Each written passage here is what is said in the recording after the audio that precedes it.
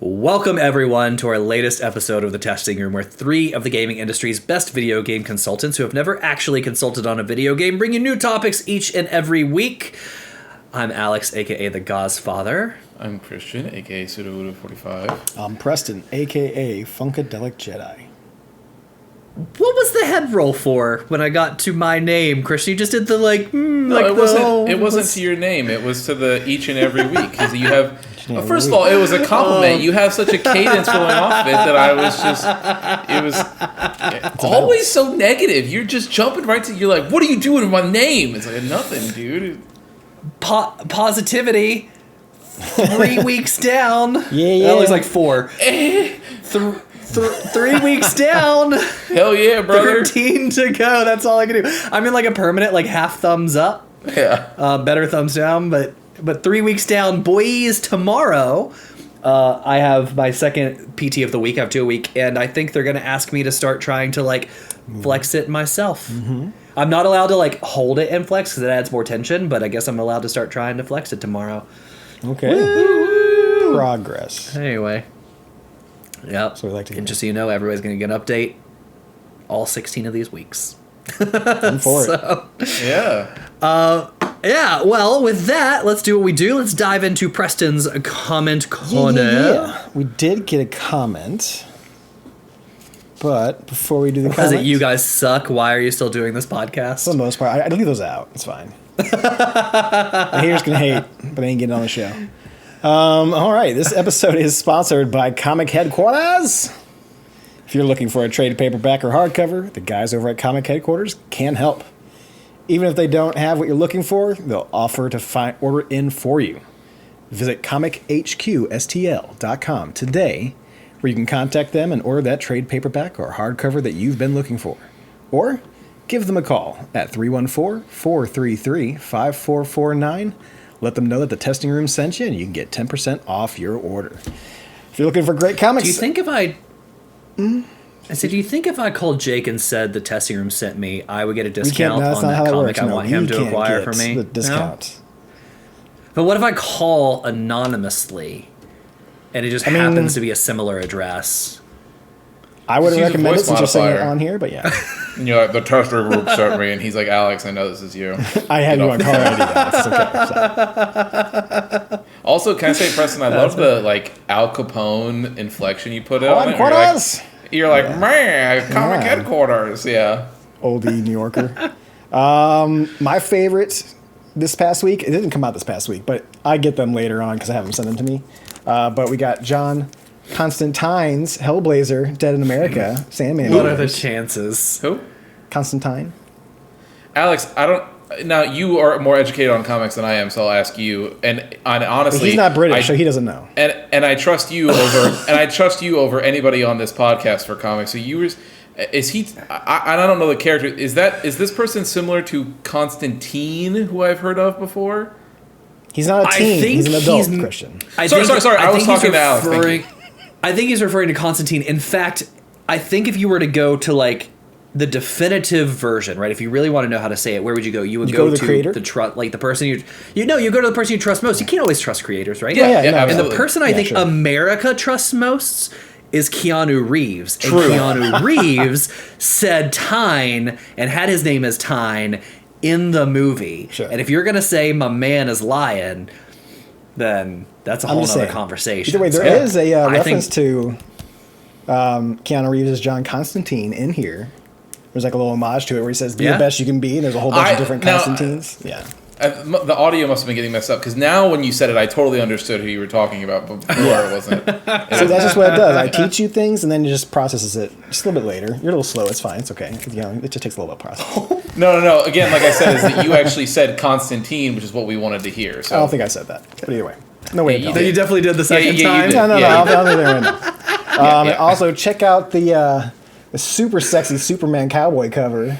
The past Superman one. I know. What is it? Is a thirst cover. Is Superman black? No, it's just the new Superman run.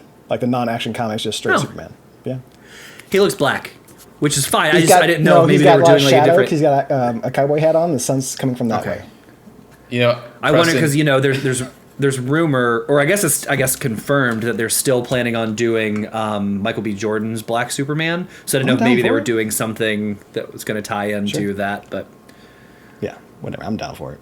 I was down for it when we were talking about Idris Elba doing it. So Idris, whatever. Yeah, we're good. Idris, yeah. Thank you. Yeah, thank man, you. names are not your jam today, huh? Not. True. Thank you. Either way, in the comment corner, we definitely got a comment from the one and only Odin Godfather, the D&D Dungeon Daddy, saying, definitely would love to hear about Preston's Pokemon Silver journey. Gen 2 is my favorite. We'll get there when we get there. But yeah, we'll talk about that a little bit more. I may have changed it up a little bit, but it's still the same game. But yeah. Yeah, that's the only comment we got. Still the same game. Okay. All right. Nice. Let's dive into our weeks. Can I start my? Yeah. Can I start off with Mr. a week? I got some games in, or a game in at least. I'm back, baby. Yeah. You mousing up I am the BG. so back. He's mousing up a whole lot of stuff. I am Oh, back yeah. on that. I'm on that Final Fantasy train because I can mouse it up, and yeah, I have taken in the Should past be few noted days. he's I've playing taken it by himself, just so we're clear. Oh. Yeah. Doesn't want to play with people. Yeah. No, I have. It is true. I have been playing by myself, mostly because I want to make sure I'm capable of playing with everyone else. But I think it's safe to say I am, because for the last 3 days I've done all of my dailies. Like all of There them. you go. I've taken my Black Mage from like 59 to 70 in the last few days. I have a Nice. ton of rested XP, which is great. So it's great because like I can play a game, but I don't have to settle for any old game. Like I'm actually playing a game that I like to play anyway. I want to make progress on this game. Yeah. There we go. Okay. Is that it? That's okay. But that's I've only played Final Fantasy. Thought you played some Well, Baldur's Gate. You tried to play Baldur's Gate before something exploded on you. Oh. Oh, yeah, yes. I know if I'm getting a little weird on your guys' end, I can see it on my end too. I don't know what's up with internet tonight. I did play Baldur's Gate. I started a Dark Urge run, and it was totally fine. I found Gale, and Gale did not join my party on my Dark Urge run through. I have never met For her. reasons. Him. Him. I never met him. I don't think so, at least. Him. Gale is a him. How? In Dark Urge. Yeah, how did you not? It's not a part of my party. I don't I mean, I guess you remember can running skip into him. Yeah, I mean, it's in the beginning. all If you don't- party if you- members are technically missable, but like, I guess it's just Where do you run Did into you- him at? If you run into him in the beginning at a portal, and his arm is sticking out of a portal, like, hey, Oh. pull me out. They didn't do that part, I don't think. Oh yeah, it's like smack dab in the middle. I of do Act remember One, like, doing it's- that when we all played together. With Yeah, it's like right off. It's like right near maybe, the starting area, yeah. Like right. Near If the you starting area, if you went left or straight and you got distracted by like the grove or other stuff, you could easily miss him. Yeah, totally missed it. I found him. He just decided it would be best for him not to join my Oh. party or stay alive. So I don't have Gale. But I don't know. Like I was enjoying it, but something about the mouse itself, just like the clickies to move and stuff. And if it was moving, it'd be one thing, but it takes a little bit more to like quickly turn my character. Sure. And Sure. because I can zoom in and out, like it just wasn't hitting right, which Yeah. is why I moved to Final Fantasy, right? Because I was like big open spaces. This one requires me to go inside and outside, and it just wasn't as fluid without using a keyboard and mouse or without using a controller. So I'm really excited to get into that playthrough, but I don't think mouse is the way to like mouse only is the way to go for me. So I moved to 14, and that was a totally good choice. I was mostly talking about the fact that your IPS. You were telling us that your IPS exploded when you tried to make your character on Baldur's Gate. Oh, my UPS. Or yeah, my UPS, power sorry, my yes. power supply. Yeah. That's true. So I created my Dark Urge character 4 times. So I created it the first time, and I played the like background, and they're like, "Oh, Dark Urge. I don't know much about my past," and blah blah blah blah blah. Yeah. And all of a sudden, my UPC below me, my battery backup for anybody that isn't quite sure what I'm talking about, it has all my stuff plugged into it, and it just goes beep, and just like computer shut down. I was like, weird. Okay, let's reset it and do it again. So I reset it. I did it again. I got to almost the exact same part and it died again. I was like, okay, very odd. So then like I unplugged a couple of things and like maybe there's too much power. But I've had this thing for like 10 years. It'd be weird for all of a sudden it just to like have too much power going to it. And then like when I turn it back on, it just every like 10 seconds would be like beep, beep, and then it would be like beep, and then die again. Yeah. And what I was realizing was it has about 2 minutes worth of power before the battery backup stops. So it was taking me exactly 2 minutes to get through my basic character creator, since I knew what I wanted, to select Dark Urge. And then when I tried to play it, that would be like the 2 minute mark and it would die again. So I had to buy a new one. We're good now. Yeah. And we're back to playing games. So yeah, that was unfortunate. I created my character 4 times, and well, he's a big beefy Brodulus instead of Daedalus. He's a big beefy barbarian. So flowing locks, little scar here and there. So I will say this, and Christian, this is for you mostly because Preston, you haven't gotten there yet. So I'll say it without spoilers, but in character creation hits different when you're creating your boo the second playthrough. Okay, because you know more about that character. So you create you, and you create your your companion. I don't say your boo. Of course, I made her like gorgeous for me, but like you make him whatever. It can be your companion. It hits different on that second playthrough. Yeah, I would say so. Yeah, I'm sure. sure. Yeah, if you know what's going on. I didn't spend as much time. On the Dark Urge side, so there's, and I'm not going to go any more than just this question, but there's 2 ways that you can play it. There is resisting the Dark Urge, and then there's giving into the Dark Urge. Have you decided which way you're leaning? He's going to go into it. Well, Gale is not with me. Yeah. I want to lean into it. In fact, I want to lean into it and do the eat the mind flayer things, like the worms or whatever, because I didn't do that at all in the first playthrough, but like you could do that, and that changes. I want to try and go full evil, but I'm not that person, so it's going to be real hard for me to go full evil in some of these. We'll talk later, but yes. Okay. Yeah. It's going to be tough. Like there's parts I know of decisions I made in the past that were like morally I was like, that makes me feel good, or just like that's the decision I want. But even Shadowheart, I ended up with her as my like primary relationship that I went through in that last game. But I know there's a couple of opportunities there where you do have an evil choice, and like you will have, I don't know. Going for like the nice thing is you get cool stuff either way. So like I'll say that like for my first playthrough, I did the resist the Dark Urge play stuff. I won't say anything else other than that's what I did. I found it very rewarding and very cool, and it was a really, really sick way for all of that stuff to resolve. I will say, because you've already played through the game once and you've seen a good portion of the recruitable characters, you do get, if you lean into it, you do get the option for different party members. So, because of the fact that you're seeing it for a second time, it might keep some freshness there if you wanted to lean that way. But my point is in saying that no matter what you choose, you're not going to be disappointed. It handles both ways extremely well.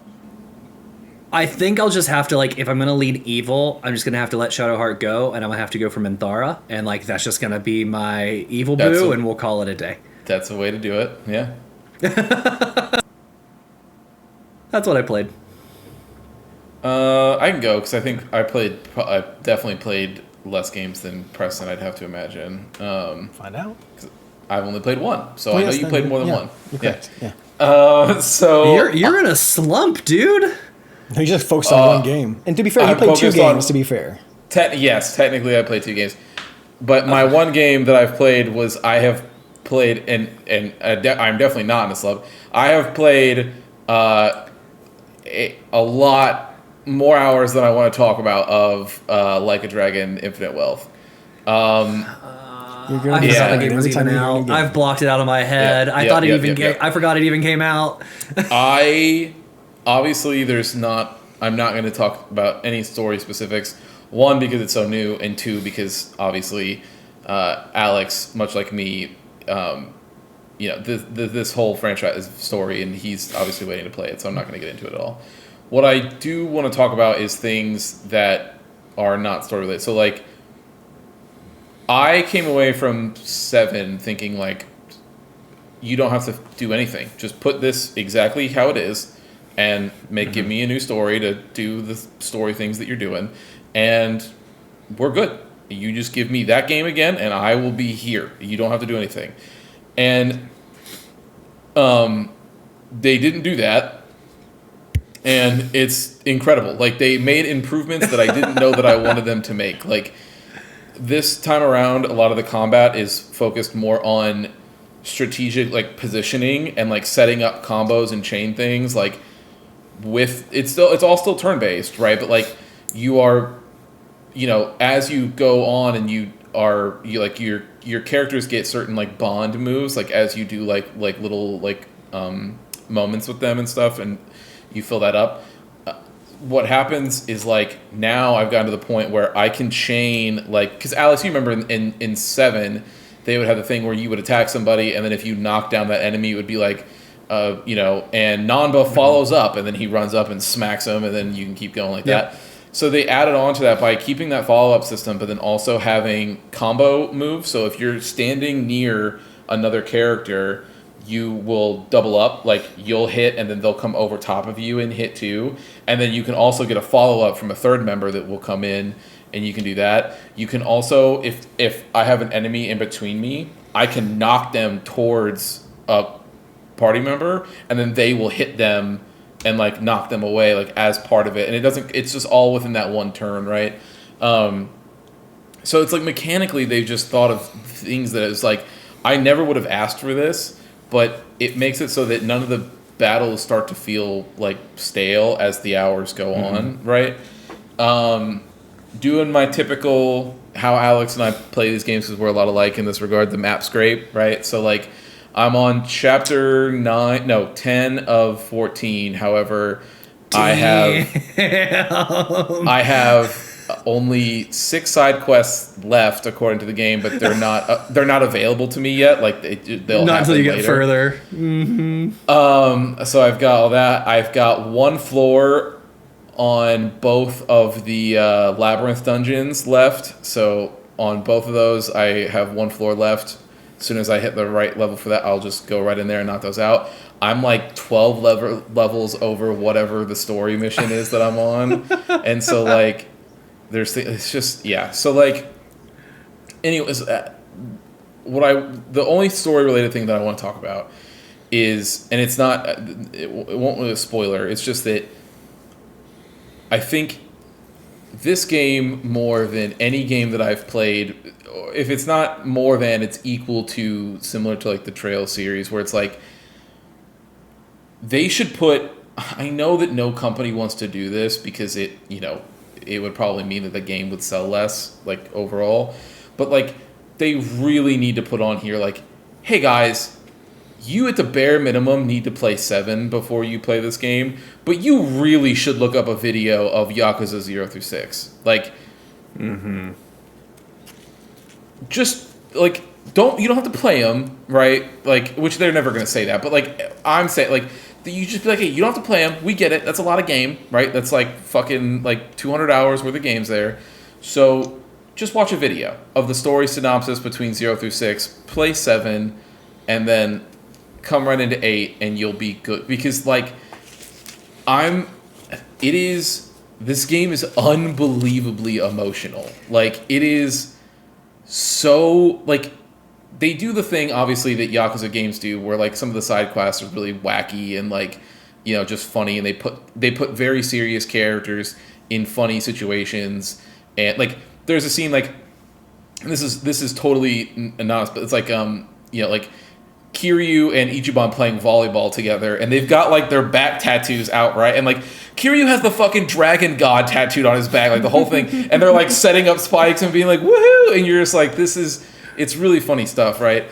But like the story parts of it are like so unbelievably like emotional that I'm sitting there and I'm like, God, especially for both Ichiban and Kiryu specifically, where I'm like, if I didn't know who these characters were, this would be miserable to play, like, because they spend so much time like meticulously crafting these specific moments and music numbers to go along with them and all of this stuff to like really be like, hey guys, we're gonna hurt your feelings, and like they like try to do this. And if I didn't know who Kiryu was, or I didn't know who Ichiban was, or anything like that, and all these things were happening, I'd be like, I really think this game wants me to be sad right now, but I just don't know why I should be. Like it would just be so bad. And so like it's wild. But all I have to say, the game's been incredible. I have absolutely been just like head over heels. I completely have lost. Like I haven't logged into anything. The only other game that I did play was I hopped on with Preston and we played a little bit of Season 3 Diablo a couple times, which was fun.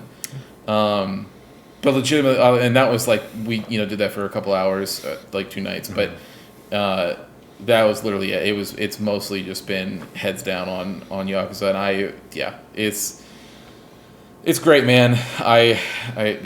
It's fantastic. There's not much more to say. That's there. good.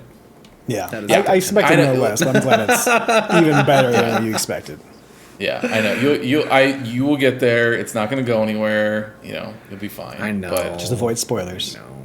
Yeah. That's I really... have been. I just haven't been reading gaming news at all. Like, there are some things I'll read, but if I see like a dragon pop up, I just won't even tap or read the headline. Sure, Apple News is not going to toss headlines that are going to spoil Yakuza for you, so... Yeah. Typically not. We'll Typically see. not, yeah. I don't know. Yeah, man. Who knows? But yeah, it's just been... It's like... It's been such a journey going through this so far that it's just been like, I'm going to be bummed when this ends. I'm quite positive, but... They do a good job at hitting you in the feels anyway when it ends, like in all of their games. So it'll be interesting to see, like, if you put this much time in it, how it feels, and then whatever they do to just sting your emotions too. Like, yeah, I don't know. Like, especially from some of these most recent chapters that I've played, it's like even earlier today, I was like, I had to like get up and like walk away from the computer because I was like, I'm gonna like, and I walked and Alexa was like, "Are you okay?" And I'm like, "I'm cool, I'm good." I'm just, like the crazy thing about your game too, and what I don't think people that have never played these games realize is that you're in chapter 10 of 14. You're like, oh, you're getting there, right? Like, you know what's going on.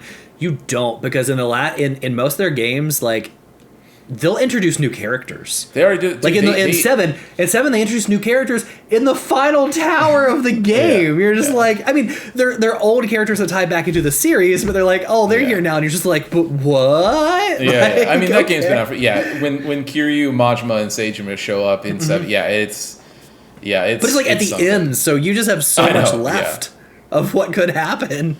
Yeah, so it's wild, man. Like. The only other thing that I want to talk about with this game, and again, it's not going to do... I'm done talking about any of the story stuff, but... so, they... Much like in 7, when they put like a whole version of Mario Kart in there, in this game, they've done a full version of Animal Crossing, which I was not aware of. I heard that.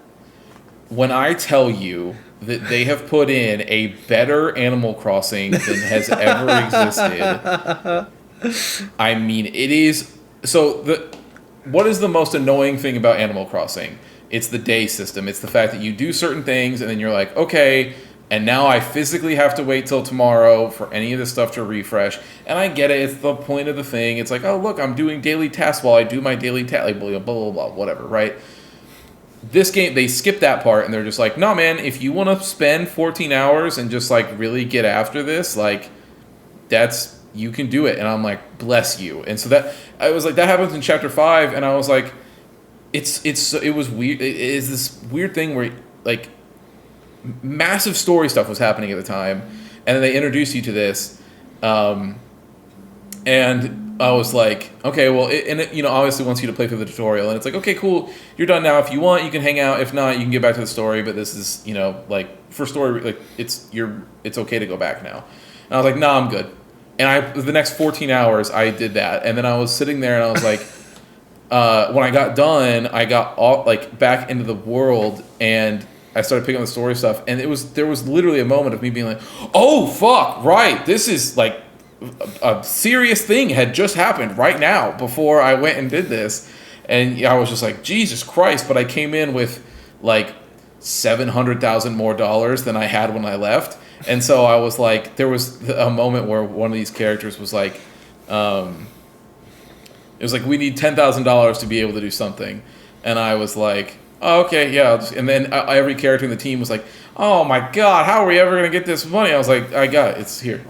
Who gives a shit? Let's move on from whatever we're doing here. Like, and you're just, I love, and then obviously when you spend the time like running out all the side quests and doing these things, when your team is that much hell, like, it's just a great feeling to go around. You're like, nothing can stop me. I've got all this, like, it's just perfect. They nail the flow of that game. I have one question.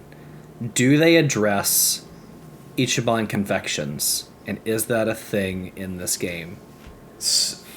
Yes. So they, in multiple ways, and there's two ways, and I'll tell you. There is times where story events will happen, and somebody will be like, I don't know, like, we need to be able to create this, or like a viral something for this, and or like we need to shoot a commercial to try to do this.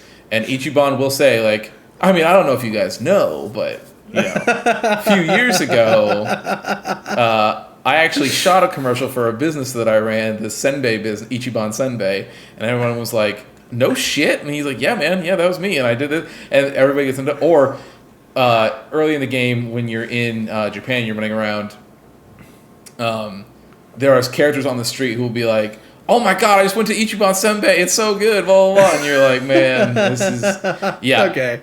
They make knowledge, they make references to everything that happened in 7 and also 0 through 6. Like, they don't, yeah, it goes the whole time. And the last thing is, and we can move on, but is this game is going to be just like Hi-Fi Rush, where it came out so early this year that obviously the year is going to go on and other games are going to come out and all these things. There are going to be story mode and things in this game that are going to come back around when we come to Game of the Year. It is right now, which is easy to say because not much has come out, but much like Hi-Fi Rush, it is very hard for me to see something topping what's happening. And that's including, I know, the Trails game that's coming out this year. Oh, fair. They are, Like a Dragon, Infinite Wealth is firmly in the number one spot for me for right now, for a multitude of reasons that obviously I can't get into. I wouldn't get into even if Alex had been playing it because it's too new to do that to people. But sure. Yeah. Okay, is that your week? I finished Ahsoka. I texted Preston that. Yeah, you did. We finally went back and finished Ahsoka. I was not expecting it to be such a cliffhanger. It feels like a mid-season finale, yeah. Yeah, so like when I got to the finale, Alexa and I both looked at each other and we were like, was that it? And then we looked and we were like, that's it? And I was like, okay, well, I guess we'll wait for season 2. Like that's, it kind of felt like honest, that. The 6-episode Disney thing is really kind of grating on my nerves. Like, I just want them to tell a story. Yeah. Like, a complete story. Just give me 10 or 12. Just, like, tell the story you want to tell. I'll be real. I was a little disappointed. So, like, it was good. I don't want to make it sound like it was bad. It was you like that you saw your tattoo in this show? My tattoo. They have those like it looks almost exactly like the two statues from Lord of the Rings, but like they have those like in there and the dude standing on top of it. I'm like, that's straight up Lord of the Rings. Yeah. No, so the thing I was gonna say was they it kind of feels like nothing happened by the end of this. So, and the reason I say that, hold on, is like you leave with, or you start with some characters trapped somewhere and some other characters trying to figure out a way to get there. And you end with some characters trapped somewhere and some people trying to figure out how to get there. And it's like, you can't, like, and there was a lot of things that happened, and it's a little reductive. I just mean, like, that is how it feels at first, like, receiving of that ending. You're just like, okay, so did we just, okay, I guess. Think if you're a little more into the Star Wars lore, the fact that the two characters that are brought into it at the end, sure, that sets off a lot. Like a lot. So there's a whole lot they can do with that. I just wish we got like one, maybe two more episodes of them kind of like, hey, this is what we're going to do next time. But no, it's more like a, hey, we're here, and credits. Yeah. Now, my biggest complaint with that show, because I liked the stuff they introduced and what they did with the characters. I also liked the stuff that they introduced in the future, right? Or saying they could with like the origins of the Night Sisters and the origins of the Jedi and how a lot of it started on this planet. Like I like that.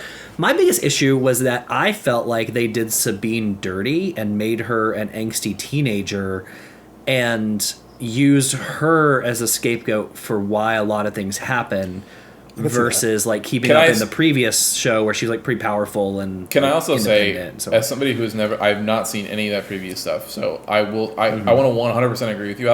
That is exactly how she came off to me. As somebody who does not know anything about her character or that old show, that is, I absolutely felt like there was multiple episodes where if we were sitting there watching, Alexa and I would be like, this is your fault. Like, what happened Allie did the same thing. Fault. Yeah. Allie's like, Sabine sucks. And I'm like, no, Sabine's great. Like, I love Sabine. I just feel like they did her dirty in the show. Without, I mean, Alex, you have the knowledge of it, but like, especially if you don't have the knowledge of her past, like, she lost essentially her brother, like, at the very end of like the last final season of Rebels. Which is Ezra, who they are trying to get at the end of this show, but I kind of get how they could go that way with her. I wish they kind of made her a little bit more mature and showed a little more of that character progression that they had from all that show of Rebels. But I can still kind of see it. Like, she had a huge loss. Like, that brother could be gone forever in her mind. And at the very beginning of the show is in her mind, She had given up, if you will. Like, she's given up like the whole like the lightsaber but thing keep in and mind, training like, and she was a Mandalorian. Like, she lost her whole freaking planet. She lost the whole planet at she one lost point. Her, like, you know, like brother. She had loss and she overcame loss. So I thought it was a little. I thought they did it bad. Like, they didn't do her any favors, which was disappointing. Now, the last thing I'll say about this is the part I did enjoy that I thought a character who did get some time. I love the way that they used C-3PO to come into that meeting during that thing. Like, put some fucking respect on my name. Don't fucking talk to me like I'm some little droid, all right? Like, don't fucking forget who I am. Yeah. All right, he did, and I was like, dude, this is great. Whoever decided to go this way with this deserves a fucking raise. I loved that he was just like had some people were like some droid and everybody was like, excuse me, sir. Yeah. Watch your fucking tone when you're talking to the king. All right, like I thought it was so funny. Yeah. But yeah, overall I enjoyed the show. I thought it was good. But that other than that was it, man. It's just been Yakuza City over here. Yeah. All right. Well, on my week, always still snapping. Beta Ray Bill is out this week. A lot of people were Beta Ray Bill. He's like Thor if Thor was like a horse person. I thought okay. Well. Stops right there. He does have a big horse face. It's very. I don't know a lot of his lore, so. But I know a lot of people like him. He's cool looking. The reason I asked for the name again is because at first it sounded like you said Beta Rape Bill. Oh no! And I was didn't say that. And I was like, that's a name for a character. Like Definitely didn't say that. I was like, man, they gotta really scraping the bottom of the barrel of characters here to put stuff in. Yeah, no. But I mean, it's a character a lot of people love. He got in there. I think, I mean, it kind of makes sense, but he's a lot just like Thor. You know, put him down. He brings in Stormbreaker. Yeah, with the horse face. But he brings in Stormbreaker instead of Mjolnir. And you drop Mjolnir down or drop Stormbreaker down, and he gets additional power. It's pretty much exactly like Thor. So it's like, you know, if you get in that with combinations. Seabiscuit comes in. Yeah, right? Yeah. Didn't get him. I think I'm kind of waiting. I'm like, I got Thor already. I'm like, I'm not really into the Thor decks, so I'm like, I don't really need to get him. So I'm just kind of saving all my keys for next month when they let me know all the spotlight caches. I'm gonna see what we get next week, and it'll be exciting. But I don't even know what the season is gonna be yet. So I'm excited to see what that happens because this is the last week of this season. So next week we'll have a new season. Playing some more Baldur's Gate 3. I've been kind of dabbling here and there. Finished the Kresh area. I think I went through it a little different than some people, especially here on the pod, to where I was trying to trick them as I was going through. Like, yeah, I'll totally give you the thing. And then I gave them the thing, went into the thing, met my companion, talked to them for a little bit, which they wanted me to kill. And I did not do so, came out. They decided they're going to kill me anyways, so we slaughtered the Kresh. Apparently I got to go back there, though, because apparently there's an egg back there that I need to go pick up, so I'll be going back there. But I am at the very end of the Shar Temple. So I finished off all the trials, and I just got to talk to the one person who actually has another one of those orb things. I got to talk to that big red demon-looking guy, and I'll be done with the Shar Temple soon. Oh, that dude. Yeah, that's... Yeah. So it's we're getting there. We're getting there. Now remember, before you do that, just so you know, finish everything else. Yeah, that's why I did the Kresh and yeah. Yeah, because the end of the Shar Temple, the game will be like, hey man, this is it. So don't fucking wait. So make sure you've done all the things that you can think to do, or go all the places you can think to go. Also, I picked up that egg that you're talking about. You also get some pretty dope boots for doing it as well that can come into play later. I never used that egg. I don't actually. Oh wait, I do. I don't recall the egg being a big deal for an outcome of anything, but there will be a few lines of dialogue and something that happens later in the game. But I don't recall it being something that was like a make or break situation. Some lady before I went to the Kresh wanted me to take it for her. I'm like, that was my boost. I'm like, no, we're not going to give you a egg. That situation will come into play with whatever DLC/expansion they do, because obviously, Alex, I think that it would just take some time for that to come to fruition. I figured me and Lae'zel could just adopt this kid, and we have this nice Githyanki family. Nope. Okay. We'll find out. I think what about Lae'zel tells you that she wants children? She's not motherly. Yeah, I was gonna say she's like the least motherly person on the planet. Haven't you talked to her? I know you've talked to her at least 3 times. But maybe something. We just kill the whole Kresh, and maybe like something happens. Yeah, you know any moms that do that normally? Lae'zel is very classic, like Viking, like rape and pillage the town sort of thing. She is not. Yeah. There has never been a situation in which Lae'zel has, especially to the point that you're playing right now, there has never been a situation in which Lae'zel has given you any sort of vibes that would think, like, you could keep something alive for sure. I just thought it might be different. Maybe there's a whole species thing about it I don't know about. Who knows? Nope. Well, we'll find out what I'm going to do with the egg when it happens. So. And honestly, if you guys were to raise, like, there would also be like no raising that baby together. It would be like you are the homemaker and you raise it. That's why and she goes to do her thing, because like all the men, are like they're taking care. It's Okay, I can be a stay-at-home dad. I'm cool. It's all right. I guess I'd be a stay-at-home mom because I'm also female. You'd be a stay-at-home cuck because she would not ever... There would be no like, oh, honey, I'm coming home. It would be, I'm going to go and do whatever, all of my raping and pillaging, and you're just going to have to sit home and deal with it, I guess. Yep. I might throw you a bone literally now and again, but that's about it. She's very into me, okay? She said caught feelings. She take it or leave it. So, we'll see how it goes. Like Christian said, we played some Diablo 4. I got a little itch.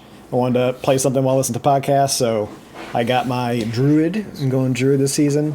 I got him up to about 20-something. I forget. I think where we're at last night. But you're like 25, 26. Yeah, 25, 26. So we're getting up there. There's only about 3 sit downs and about a handful of hours each. Yeah, really like 4 hours. Because I didn't play much. I mean, I played about the same amount of time we normally play together when that one night that you couldn't play.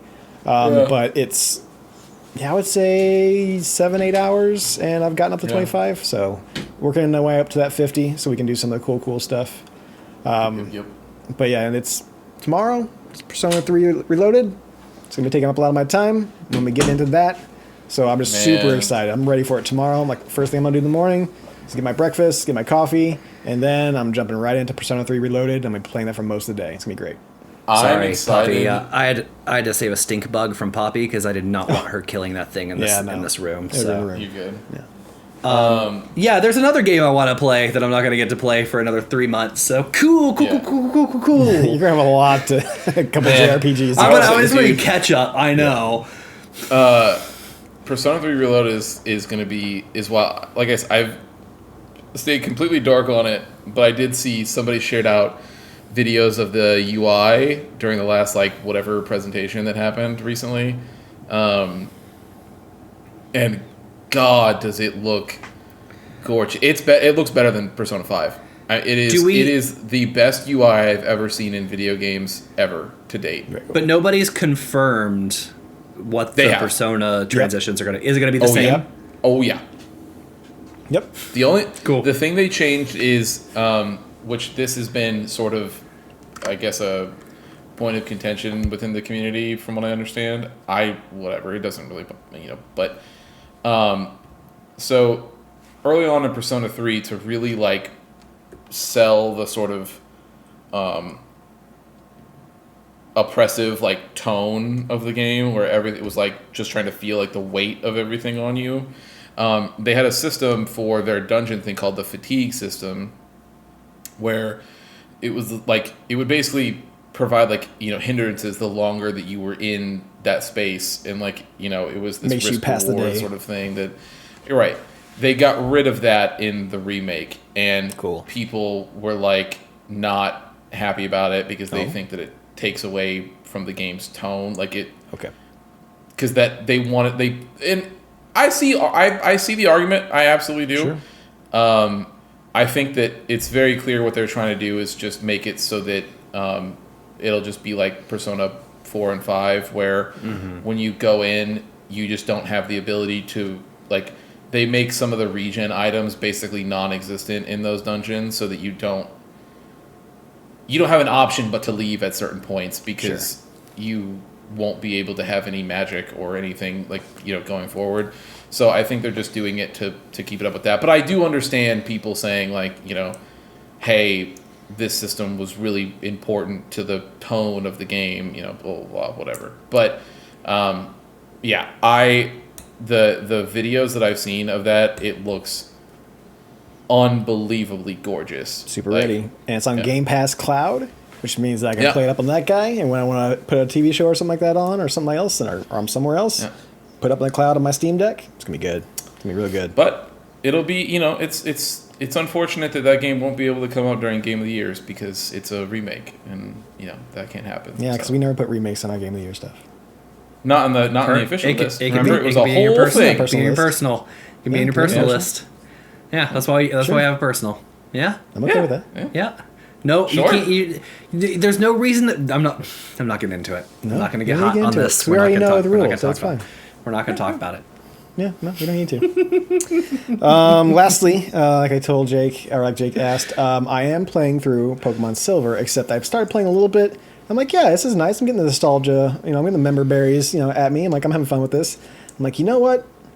I never played like the remake or the remaster or whatever they did with it called Pokemon Soul Silver, which was for the DS. Soul Silver. Yeah. So I'm playing that one, so it has whole new art design as far as you got more 3D buildings and stuff like that, more animations, and some quality of life stuff you can save on your character rather than having to go to the PC. So I pulled that one up. And it's going to be good. Yeah, I think when I first initially played the game, or Silver, I picked Chikorita, because I usually go for the plant-based Pokemon to start off with. But this time, I did Cyndaquil. So I always thought Cyndaquil was very cool. So I'm going with Cyndaquil. He is. Yeah. You made the right choice. Typhlosion is the best of that whole generation. So. Yeah, and I like Totodile. He's cool and all, but I mean, I've seen the ending evolutions. I like his. Cyndaquil's a lot better. Yeah, Typhlosion is the best. Yeah, cool. So, yep, going through that, I pretty much finished up the whole tutorial intro section, to where you find out about the dude who broke into the professor's location to steal the other one, and now I'm going to the first gym or the first town to get to the first gym. So, I'm slowly making my way.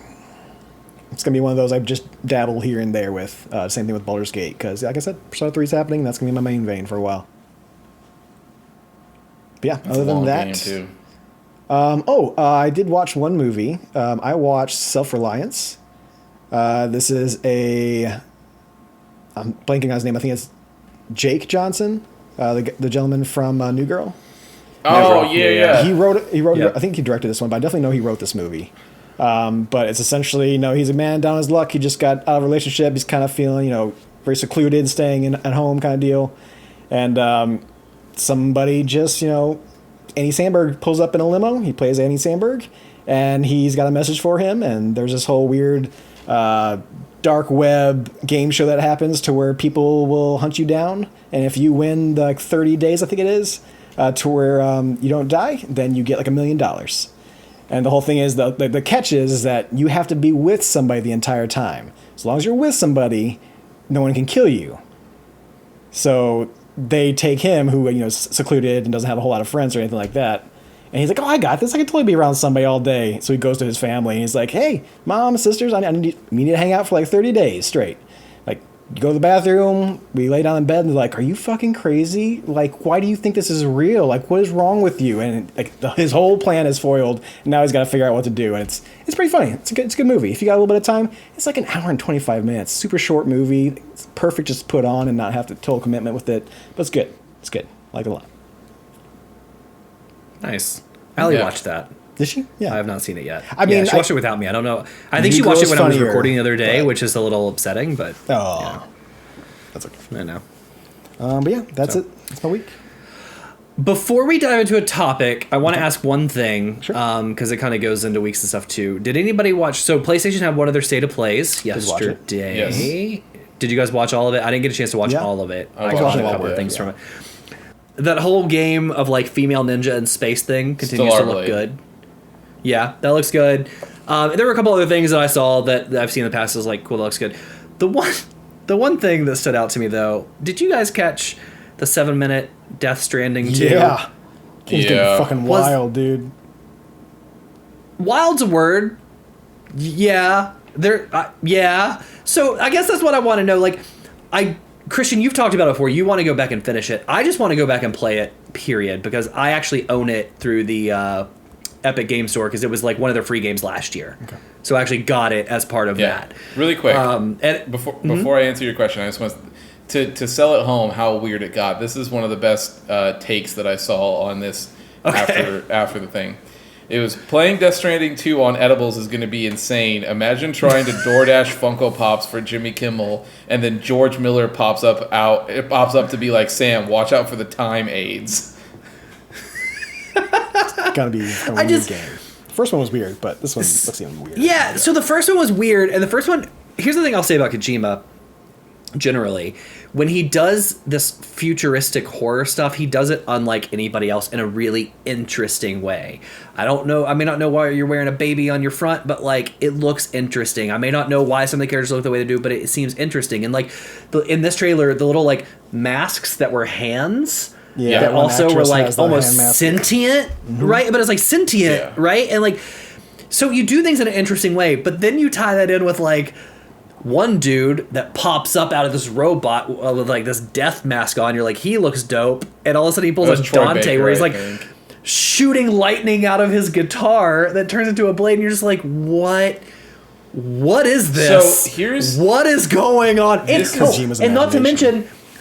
mention the ship that pulled a magic school bus and came out of a baby inside of a body. So what?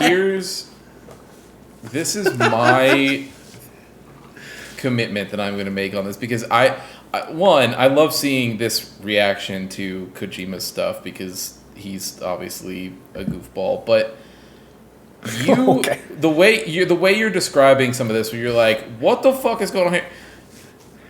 It really has sold the fact that, and I don't believe either of you have. So when I say that, but neither of you have played a single second of any Metal Gear game, have you? No, I played all of 5. I beat 5. That's the only game. That's the only. Did he not do 5? He did in a way, but that was when they were like on the outs. Like Konami was getting ready to fire him. It was the whole thing. I did the when I was young. So I beat 5. That's the only Kojima game I've ever played. Okay. Like to fruition. When I was younger, I rented from Blockbuster. Was it Snake Eater that starts with like the hour and a half movie? No, like that's the cutscene. 4. That's the PS3 game. So I rented that, and I got like halfway through the movie. I was like, I can't do this, and I returned it. So that's fair. So that's all I've ever done. My commitment is that I think for the Video Game Book Club, at some point we are going to play Metal Gears 1, 2, 3, and 4. Okay. I'm gonna hate it because I hate stealth, but I'm down for it. The great news, Preston, is that you totally don't like. The game says stealth espionage action. That is barely a suggestion, especially by the end of the games. I've seen some speed runs. I know you can just kind of do what you want. Yeah, you can do what you want. And honestly, you know what? Sometimes there's story for doing what you want. So I know the myth. I know the myth. We all know the myth of Kojima, right? Like, in 4 he wanted, or 3 he wanted to literally make that stealth section like 2. Right, like we know this crazy with it is this crazy man. Yeah, and we know that this crazy man like writes things into happening with like the way he can just predict But no, like I know he's bonkers. He's one of the only ones left, but he's one of the only like true, like quote unquote like auteurs savants in this medium, for better and for worse. And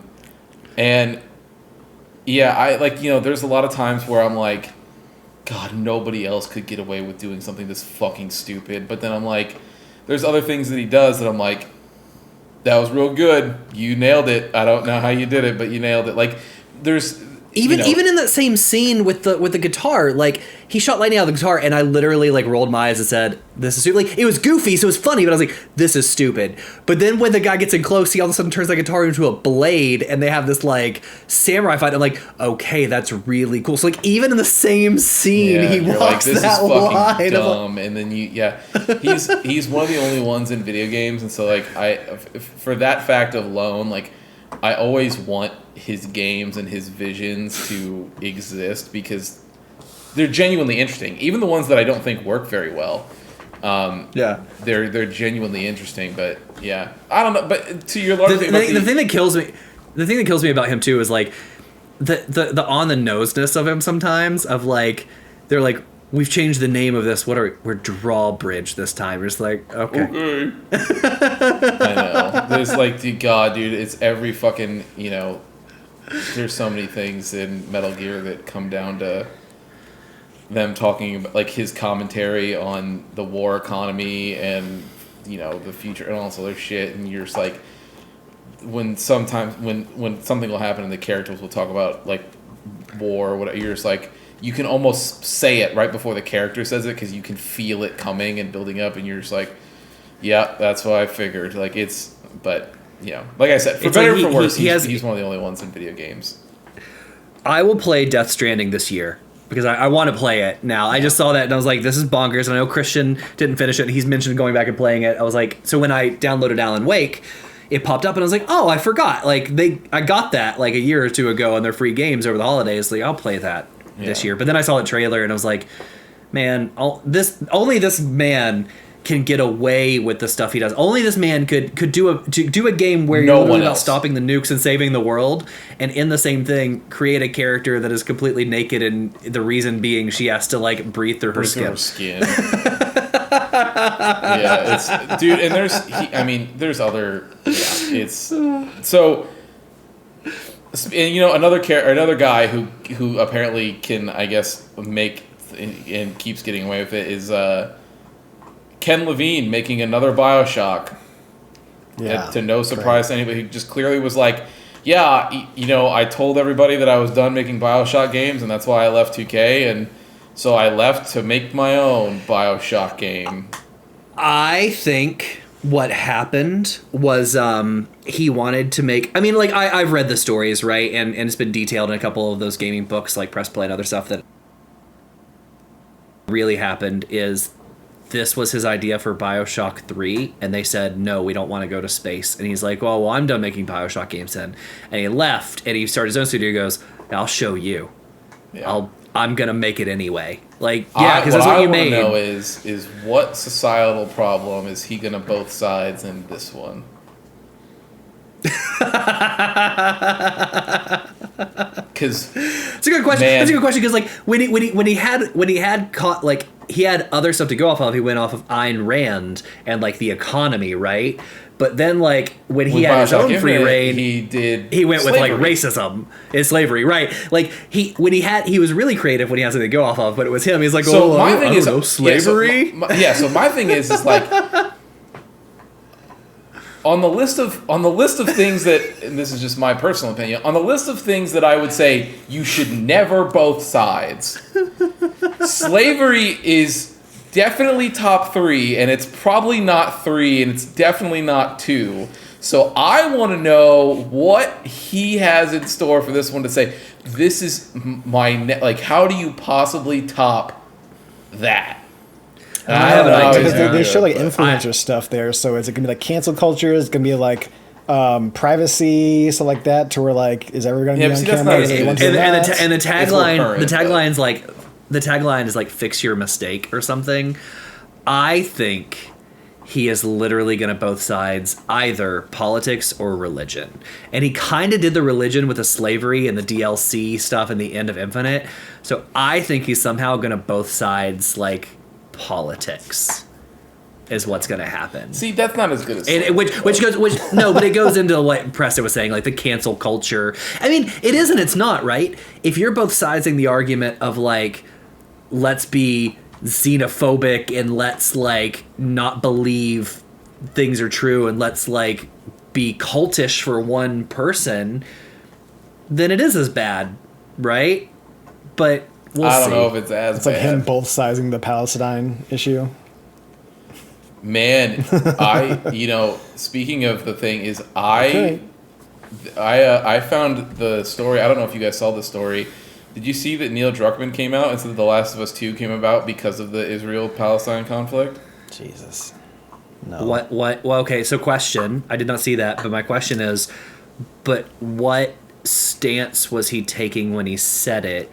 So I'm gonna tell this. If it wasn't a 2-state solution, then I'm gonna go. Oh, it certainly wasn't. So what I was gonna say, I'll say this, and then this will actually lead us. This will lead us beautifully into this topic. So watch the ultimate segue happen here. Sure. So I'm Neil going to see how this comes around from Palestine. Okay. I promise. So Neil Druckmann comes out and says, that the inspiration for Last of Us 2 was because of the Israel-Palestine conflict, in which he said that... Which could be a lie, by the way. He could just be saying that based on, like, loose threads and trying to get attention. If he was lying, he used some awfully specific examples that he didn't need to use. So what he said is that he had seen footage of Israeli, like IDF soldiers or other Israeli citizens either dying or, having stuff thrown at them or, whatever. And it made him so mad that he said that if at that moment he had a button to erase the other side, he would have pressed it. And that's called genocide. And he then goes on to say, now, obviously... Then he sat with those feelings for a while and he talked to other people and he realized that revenge really truly gets us nowhere, and so he wanted to send Ellie. And so he wanted to send Ellie on the same journey. Now, and here comes the side, is that this is a prime example of when executives or other people at companies should just know when to shut the fuck up. And that brings us to tonight's topic. Yeah. In which in which That was a beautiful segue. Thank you. Well done. Thank you. Well done. Thank you. So, Ubisoft did an interview with GameIndustry.biz, which, by the way, special shout out to GameIndustry.biz. They put out great pieces all the time. They usually do great Good coverage. reporting pieces in journalism, just great all around. Every story that I've ever read from them personally has always been, in my opinion, top notch. And so this particular one is by Christopher Dring, and he was interviewing one of Ubisoft's executives. I believe his full title is their live services director or something like that, or executive, something along those lines. I don't know, it's something Tremblay, I think I don't remember his first name. It doesn't really particularly matter. So he was on there to talk about their new streaming service, Ubisoft Plus Premium, which, by the way, just to start out here, one of the worst names I have ever heard. I am so I blame tired. Apple. It's Apple's fault. That's fair. The plus is Apple's But then fault. you got to add premium, Plus Premium, to let Disney people know, Plus is there. I know. But then you've got what's next? Plus Premium Super. I don't we're getting Well, to Street that Fighter implies- dumb names at this point. Well, it could imply that they're launching a premium service with the idea of a plus service later. So Ubisoft Plus, right? Yeah. Where maybe it'll be cheaper, or it's just the fact that Plus by itself is taken by other streaming services. No, They don't want to Ubisoft, deal with that. I don't know. tiers. They do have Yeah, tiers. you got the classic section, and then you got the AAA games day and date section. That's a premium. And I will go back and actually get this guy. So his Most important question. Does Plus Premium include a free, unused, because I know they're unused, NFT from those other games? That's a great question. In this entire article, they do not bring up Quartz once, so good for them. I know they were minted and they haven't been purchased, so where are they? So, and I will go back because I don't want to be super dismissive. The guy's name is Philippe Tremblay. He's the director of subscriptions at Ubisoft. Is his full title. So he cares just about money, and he's the worst. yeah. So we'll get in there. So the title of this article and what we'll get into here is this new subscription plan they're doing is that they want to get gamers comfortable with not owning their games, is what the title of this article says. And you might be thinking, just based on other journalism, you might be thinking oh, that seems like a bit of a scandalous headline. That is a direct quote, but we'll get into it. So I just don't. I don't mind that. I don't think you should lead with it. You should probably lead with we want to get more of our library into our gamers' hands, give them the freedom to play games day one. You should probably lead with the experience. It does technically lead with it, but yeah. Yeah. So we'll get there. I think that there's a debate to be had there, but So I'm going to get through. This is going to be a lot of talking here, but because I want to get the full breadth of everything here, and then we'll get into some of the questions, and we'll get into it. So at the top of here, there's right here, dead set in the middle, there's a couple paragraphs that I want to read through, where the article goes on to say, there's a lot of debate around subscriptions in video games today. The business model is the dominant way for paying for TV, film, and music, but that's not currently the case in the gaming industry. Games are typically much longer. Many of them are free or feature some form of monetization, and AAA publishers have argued that the numbers just don't add up for streaming. Nevertheless, there are subscription services. Nevertheless, Ubisoft is seeing growth in this sector, and Tremblay says that October of last year was the biggest month in Ubisoft Plus's history. I guess a month, if before you had 2 subscribers and you got up to 10, it was a pretty big month. So it actually makes what last month, yeah, or this month? No, it was October of last year. Okay. So October 2023 was the biggest year. Well, I was trying to think. Was that the biggest when Mirage came out? Did it come out in October? But it may have come out a little so. bit. I think it came out that month. You would be the expert in that. I would not. Yeah, I think Mirage came out, so that would make sense, right? Because you Yeah. had a big title in a while and people signing up. So sure. So they were saying, he goes on to the quote that the point is not to force users to go down one route or another. We offer purchase, we offer subscription, and it's the gamer's preference that is important here. We are seeing some people who are choosing to subscribe now, or who buy choosing to subscribe now, but it all works in our system. He says that the subscription has enabled Ubisoft to bring in new players, with 1 in 10 Ubisoft Plus subscribers having never engaged with the company's games before. It is proving to be a way for gamers to access our worlds who perhaps weren't inclined to purchase before. These players are brand new. We're shaking hands for the first time. It's been Ubisoft's strategy for as long as I've been here to try and reach more players with the franchises that we have. So I'm happy as the leader of this product to be able to deliver on that. The question remains around the potential of the subscription model in games. Tremblay says that there is tremendous opportunity for growth, but what is it going to take for subscription to step up and become a more significant proportion of the industry? I don't have a crystal ball, is what he says, quote, but when you look at the different subscription services that are out there, we've had a rapid expansion over the last couple of years, but it's still relatively small compared to the other models. We're seeing expansion on console as the likes of PlayStation and Xbox bring new people in. On PC, from a Ubisoft standpoint, it's already been great, but we are looking to reach out more on PC, so we see an opportunity there. One of the things we saw is that gamers are used to, a little bit like DVDs, is having and owning their games. That's the consumer shift that needs to happen. They have got to get comfortable not owning, or they got comfortable not owning their CD collection or their DVD collection. That's a transformation that's been a bit slower to happen in games. As gamers grow comfortable in that aspect, you don't lose your progress, and if you resume your game at another time, your progress file is still there, that's not been deleted.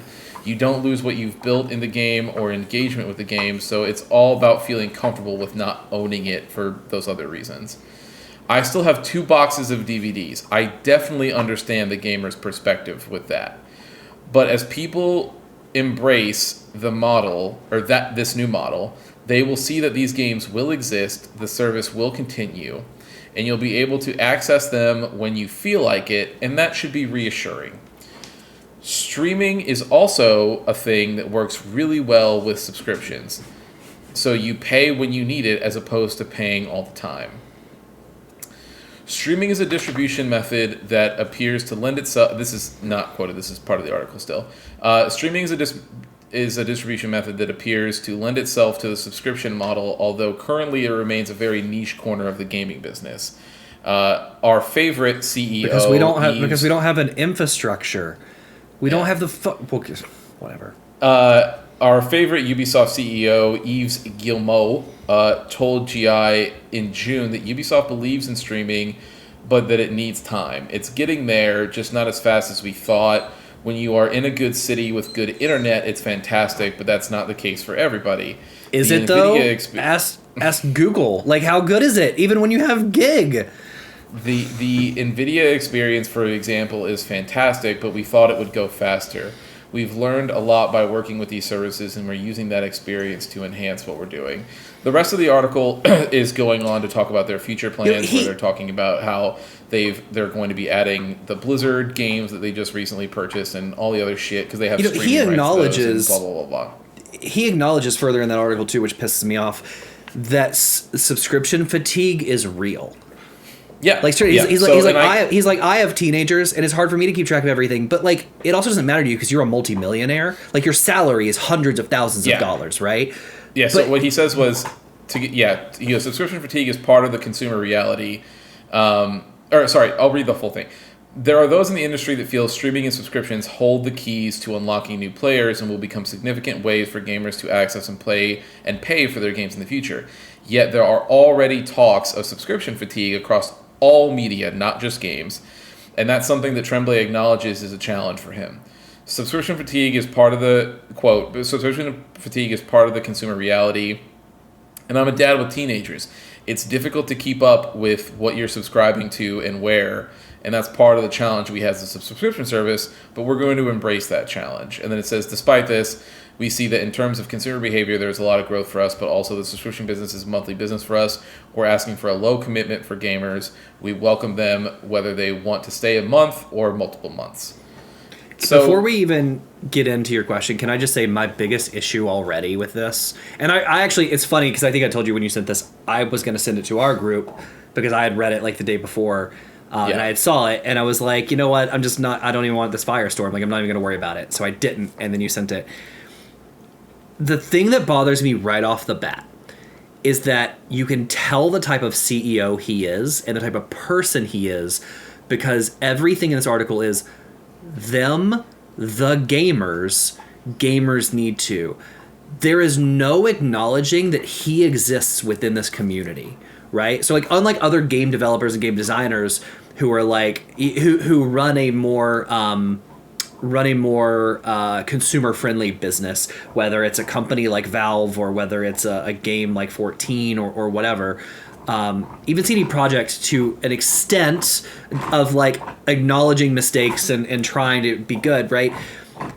He is the CEO that cares about one thing and one thing only, and it's not the consumer and it's not the game and it's only the bottom dollar, and he gives that right away by saying the gamers need to do this, the gamers need to do that. There is no sense of community within that company with the people that buy his product, and that's my problem right out of the gate. Yeah, so I agree. I mean, there's a lot of problems I have with it, but yes, it's very clear that he is the type of executive or just person in general that is so high up on the totem pole, right, that he sort of just sees as, you know, like he didn't say like he didn't say like I've had similar concerns with my own library, but like we've been thinking about this internally and I've thought, how would it affect my household? There's not even that, right? Like he can't even acknowledge he doesn't acknowledge it because it's not true, right? Like he doesn't exist in this world. So to him, it's just a money-making vehicle. When Phil Spencer talks to us, we hear him irritating. talk about him being a part of this community. So he's doing it for the consumer. He's doing how it he for plays the- his games. Yeah. Yeah, I mean, straight up for all. And now, don't get me wrong. I mean, like, you know, as much as we've talked about Phil Spencer making great decisions, you know, Microsoft just laid off 1,900 people. Yeah. And No. So Phil can come out and talk about how many games he plays all day, but like, none of these companies have anybody's best interest in mind. That being said, I agree with you guys that you can at least, there is the bare minimum fact there is that Phil Spencer, for whatever faults of whatever, he is out there playing games. Like, he is going, like, He's in the community. you know, yeah, he plays them, and even if he wasn't the CEO of Xbox right now, he'd still be playing them, right? So that's not, but, so, I think the first question, like I said, I sort of prompted you guys about this article. Then I said, you know, we'll just debate broadly about this, and then at the end I have like a fun question to ask that is like a, you know, quick jab kind of fun question. But so I guess just in general we can just go around the horn here and talk about our thoughts on this opinion as far as, because I know, you know, we've talked about before on this show, we've had like the physical versus digital debate, right? Like we did that. And when I posted this article and I said that I wanted to do this as a side quest topic, I think that this is a good bit different than that. Like we're talking about something altogether differently here. Like whether it's physical or digital, you know, talking about whether or not this is something that one, you know, consumers should be comfortable with, but two, is this where the industry should go? Is it, you know, all that other stuff, right? So I can kick it off. So like for me, the first thing that jumps out to me is I think it's hilarious that he brings up music and DVDs, right? Or music in movies, essentially, where he talks about like, you know, people got totally comfortable with, you know, not owning those libraries anymore. And I'm like, just so we're clear, the music industry is in shambles. Like, and it was, that's not something that's, you know, new to streaming. It was in shambles long before this with how predatory that whole business model was.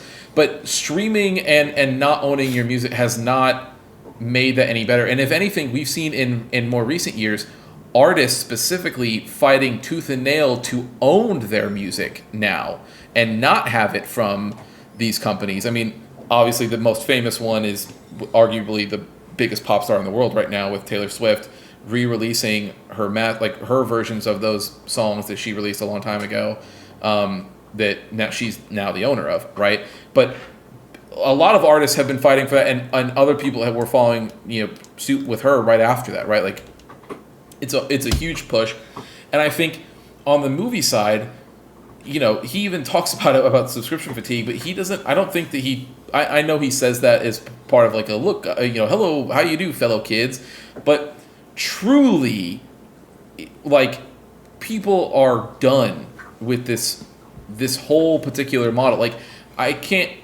we talk all the time about how frustrating it is that, like, there are Netflix shows that happen that we basically get fucked out of after 3 seasons because that's their model. They're like, we'll do these, and whether it's good or whether it's not, we don't particularly care. And unless it like really blows up the world and makes it like we'll be canceling it, and you can go fuck yourself for that. And then there's nothing that you can do about it after. Or there's like, dude, look at Prime. Look at Nintendo. You can't tell me that like we're safe knowing stuff is there. Nintendo shut down their digital stores all the time, and you lose stuff. Like, who's to say they won't do it? And your exact competitor, where he says there's that quote where he goes, your games are always going to be there, the service is going to be there, and it's okay.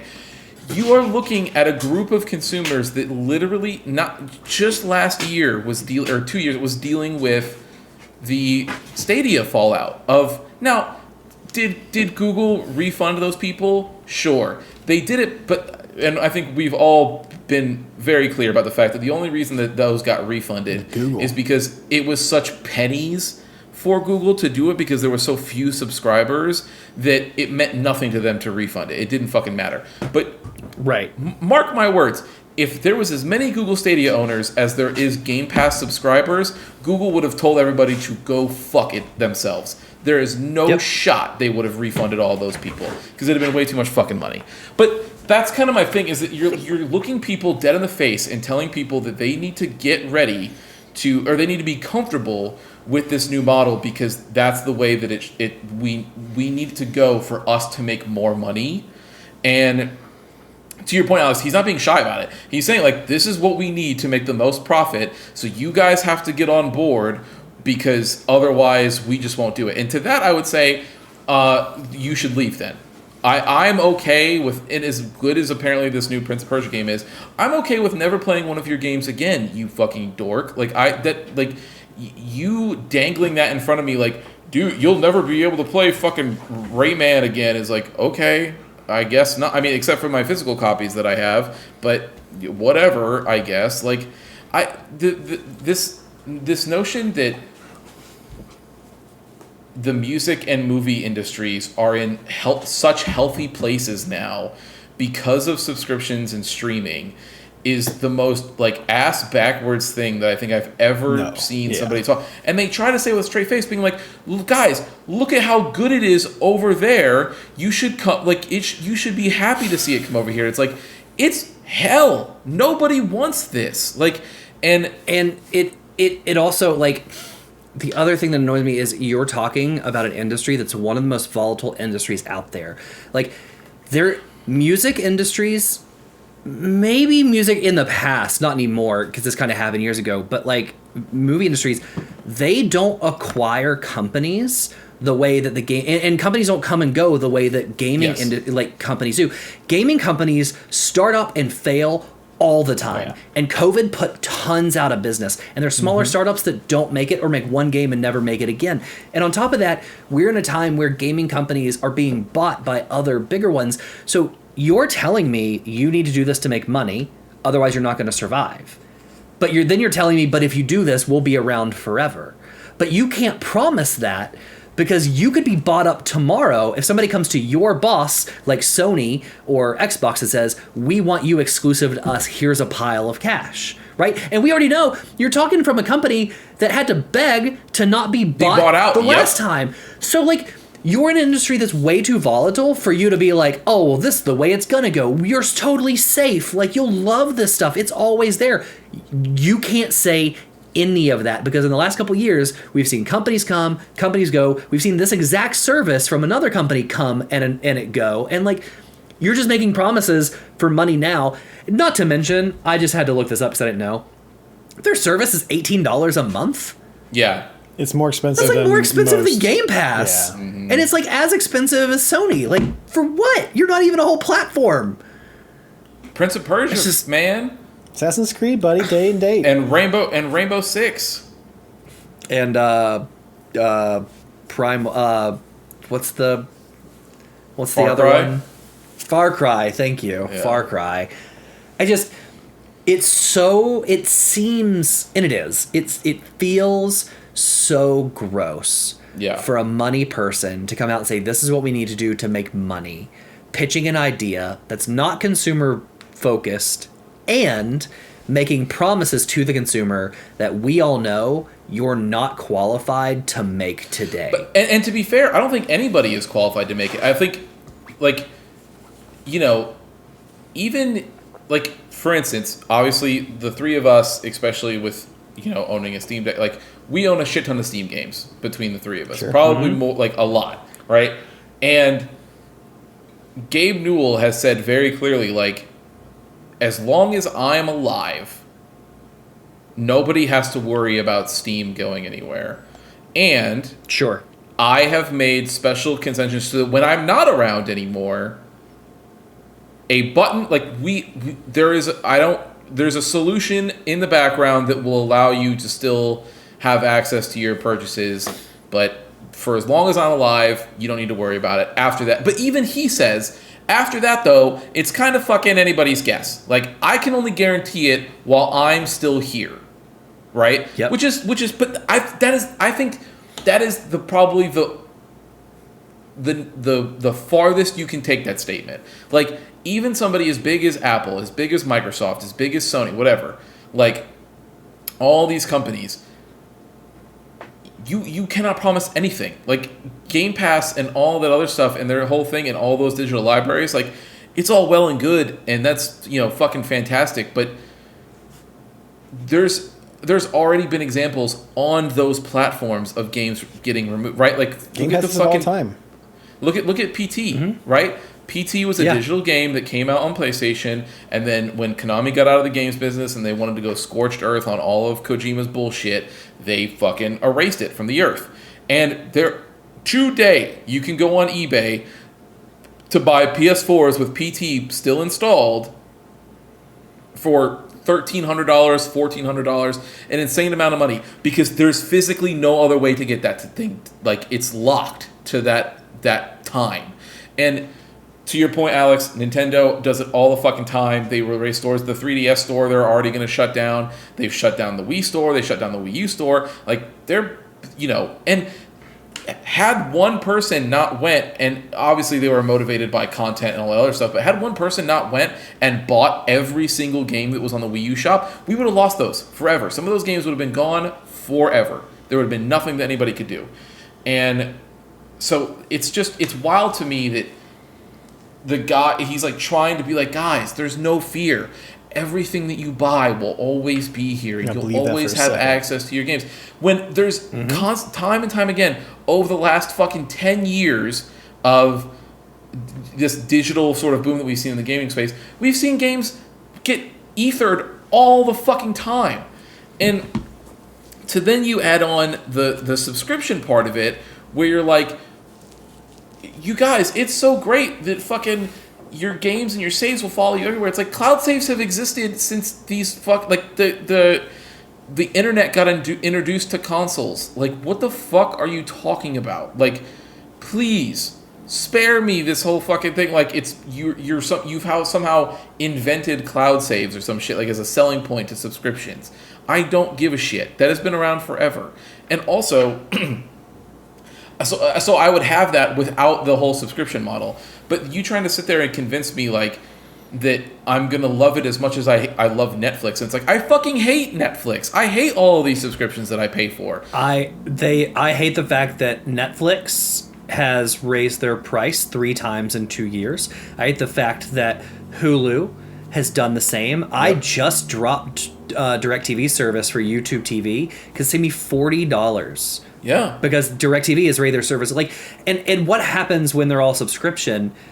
You don't have it, like, and that's the thing with Netflix. Like, you can cancel Netflix, but a lot of what Allie and I watch are like on Netflix, Hulu. We don't watch live TV, just because of our lives. Like, we're just what we do. We don't have time to sit down and watch live TV unless it's sports.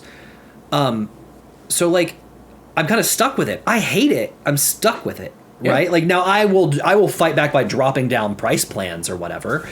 But, you know, Disney came out, it's new year, new Disney. So Disney and Hulu, I got an email from all of them saying, like, our terms of service have changed. And what they've done is they've cracked down on account sharing. Yep. Right? And stuff like that. Alexa and I were just talking about this with Hulu. Yeah. It's so not consumer focused. It's frustrating. But there's... let me even go to the smallest, minute thing that drives me crazy about this. You have so little control over your media. Prime example is Apple movies. I have a huge Apple movie library. Right? I've bought movies on iTunes for over a decade. Right, for years I've bought movies. I got so pissed 2 nights ago because I was going to trivia, and when we go to trivia, we put on a Lord of the Rings extended edition movie. It's like 4 hours long. So we put on noise for a dog who has anxiety, and it'll last the whole time we're gone. Typically, can find it really quickly. They changed, for not the first time in the year, the artwork of like half of the movies in my library, right? So I went all the way past Lord of the Rings because the artwork was no longer the white thing. Like each one was like, one is white and yellow, white and green, white and purple. It's like Return of the King, Two Towers. They changed it. It's now completely different. And like, that seems so minute, but the fact that I can't pick which album artwork I want, and you, on a whim, change it multiple times a year. Harry Potter changes like 4 times a year, depending on what they're trying to sell in their library, right? But like, that just shows how little control as a consumer you have over your own content. I can't even control the order. If I want it, I don't know all Mission Impossibles. I love those movies, guilty pleasure. It goes Mission Impossible it goes Mission Impossible 2, 3, 4, 1, 5, 6, because 1 has like a random name that's different, and like, I can't move that around. You have no control.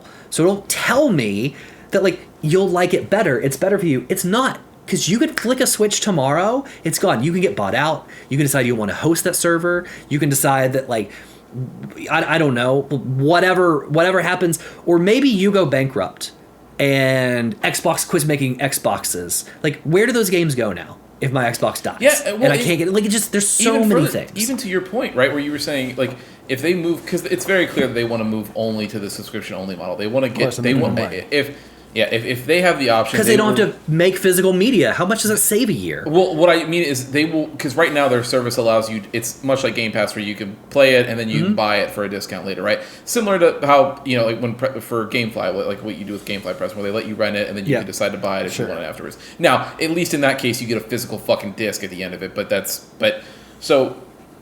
for this, it's similar to Ubisoft, where you can pay for their subscription. At the end of it, you're like, hey, if I want to buy this game so I can permanently have it digitally, I can do that. But to your point, Alex, they want to. It's very clear through this article, they want to get rid of that option to buy at the end of it. What they'd rather you do is just subscribe and just have those games and be done.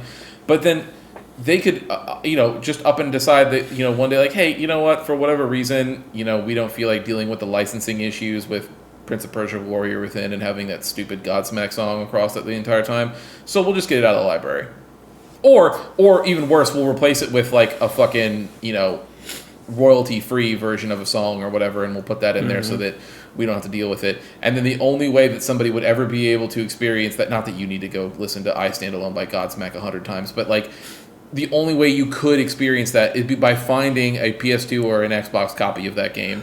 And Preston and I have said that exact thing in years past with Scrubs. Multiple times, yeah. Right? Season 1 of Scrubs on digital, on Hulu, has different music than they do on a DVD if you own them. Royalties. Yep. It's fucked, dude. Like, and so I'm getting to this point where, and I know I'm probably on the far end of the spectrum for you guys, but like, like tomorrow, if I was not living in a situation like where we're at this apartment, but like if I had a home and I knew I was like, okay, I'm going to be at this home for a really long time. Oh, hey, look. It's for the audio listeners, Alex turned on one of his statues in the background here. But if I had a house where I was sitting at and I was like, hey, I'm going to be here, this is going to be my place. I would set up a Plex server and just be done. I would get all of my friends together and then say, let's get together for a weekend and let's rip every single piece of physical or digital media that we have and let's put it on a thing so that we no longer have to do this. And all of the shows that we like to watch will be up there. All of the movies that we like to watch will be up there. All of the music, whatever the fuck. And we're done. All of the comics. All the sure, comics, those baby. two. I don't know that Plex supports those, but if it does, great. You can toss them all up there.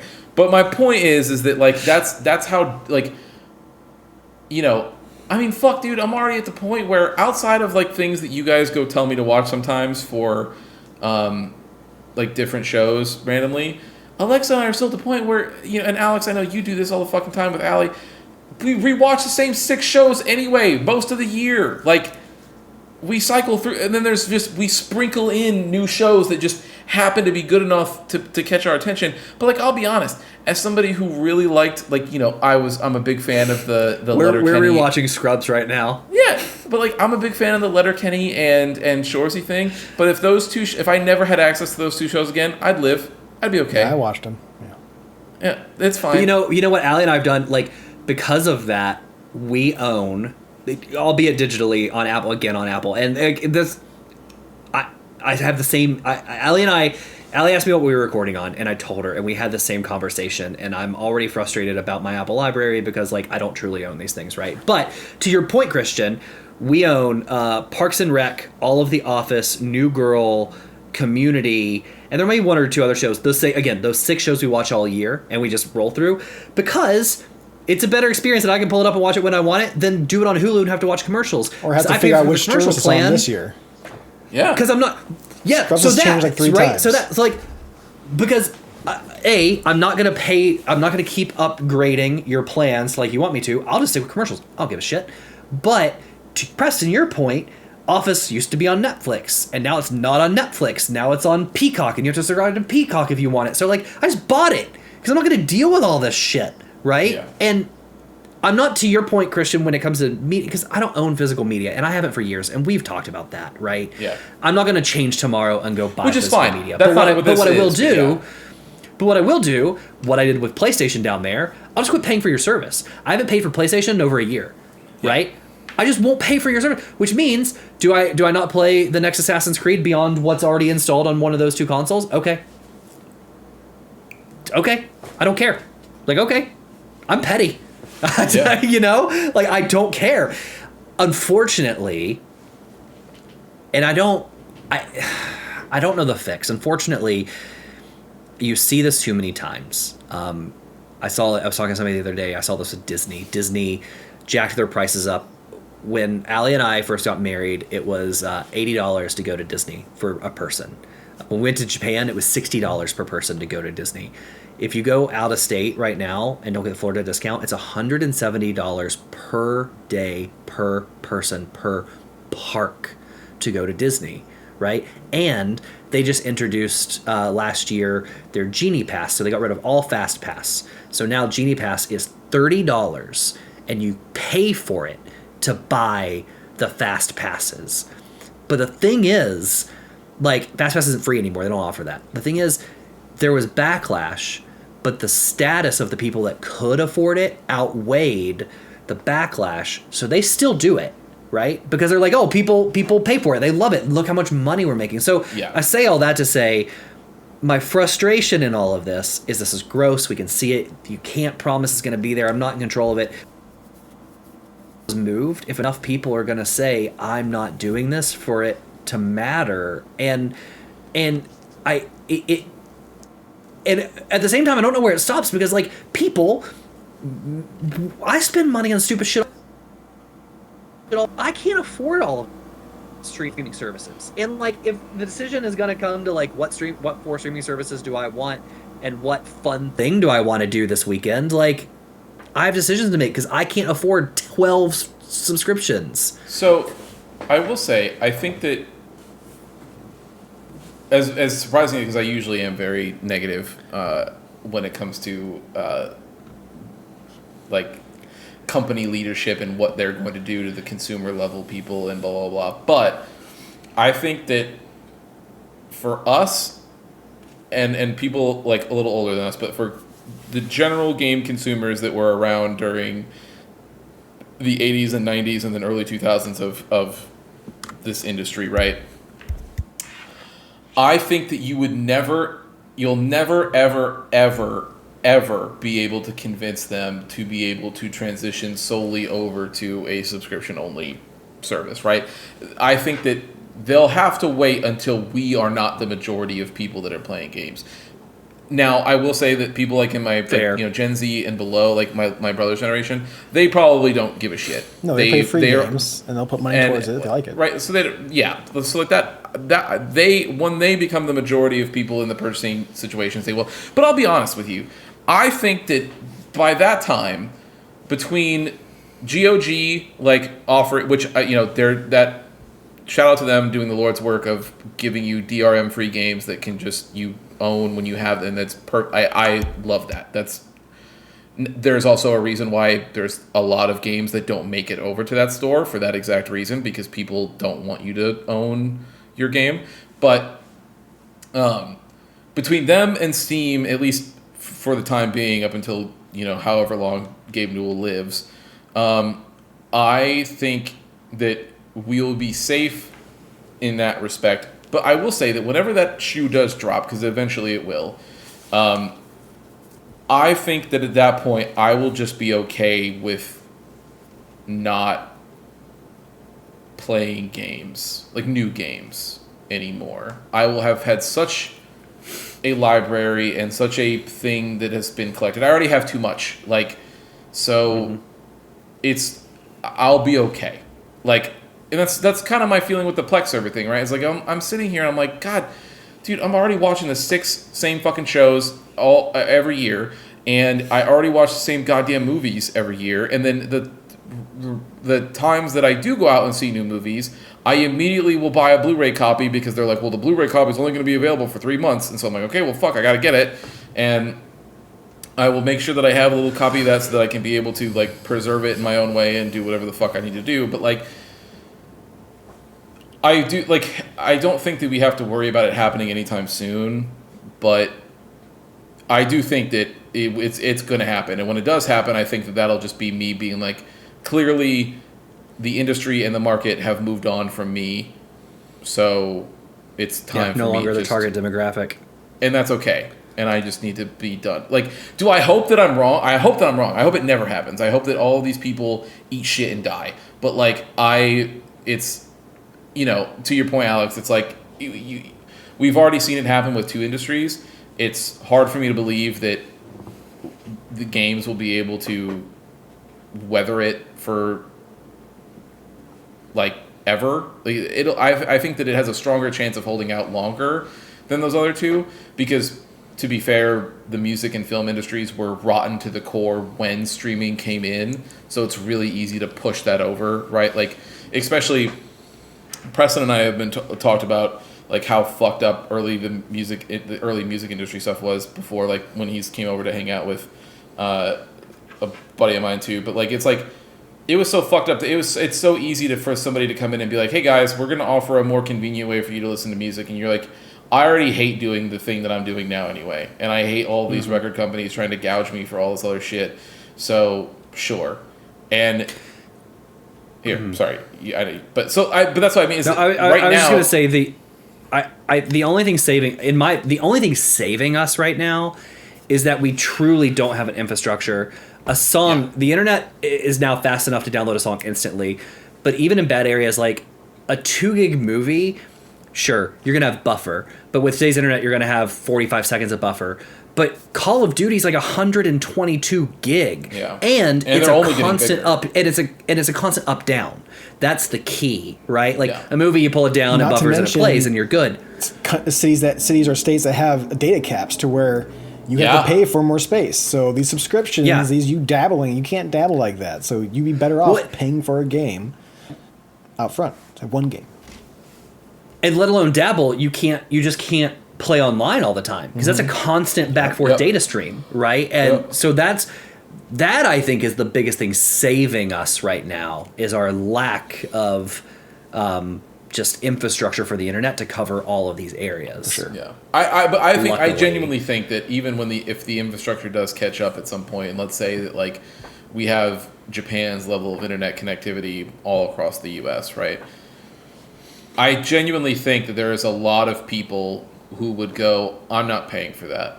Like, I agree. I do agree. I will either, and especially like as PC games have become more accessible and more people have been going to Steam and being comfortable with that ecosystem, I think that more and more you'll see people go, if I can't buy this, like, dude, like we already do it right now.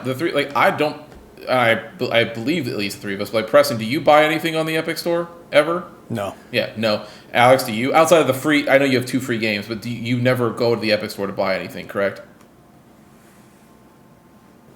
I have 4 free games. Alan Wake came with my graphics card. I had to have it, and then the other 3 games I got were from this year and last year's. I did it for free Hades games when it first came out, and that was it. Yeah, but they're free, right? But my point is, Outer Worlds was free. Yeah, my point is that when a game comes out and it says like, hey, you can only buy us on the EA, or you can only buy it, you're just like, oh, I won't buy it then. I'll wait until it comes to Steam. Not downloading another client. I do that with PlayStation exclusives all the time.